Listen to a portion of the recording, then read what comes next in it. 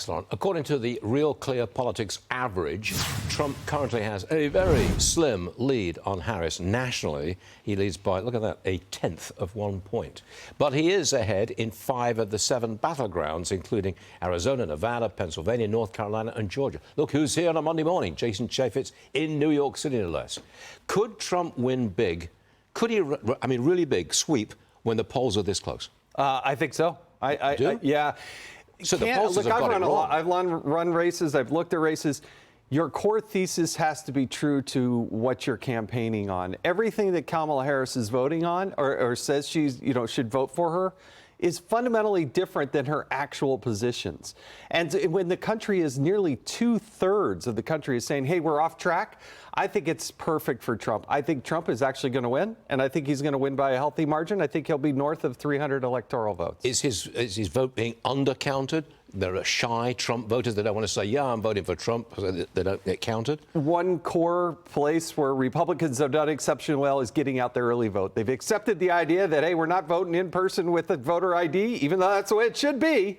They're getting out early, and they're doing so in droves, and that will make a big difference. All right, I want you to listen to what Biden, as in the President Biden, had to say about Trump over the weekend. Watch this. There's one more thing Trump and his Republican friends want to do. They want another giant tax cut for the wealthy. Now, I know some of you guys are tempted to think it's macho guy. I'll tell you what, man. When I was in Scranton, we used to have a little trouble going down the plot once in a while from Greenwich. But I'm serious. These are the kind of guys you like to smack in. All right, does that kind of rant have any impact on voters at this stage of the game? Yeah, I think it does. I think for those independents, people are still on the.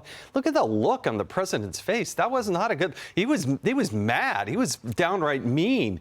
And a lot of people know that Kamala Harris would be an extension of the Biden-Harris. It'd be Biden and Harris just 2.0. She's trying to get away from him, though. Yeah, but she can't. That's the problem. He's sitting there with, Harris walls right on either shoulder.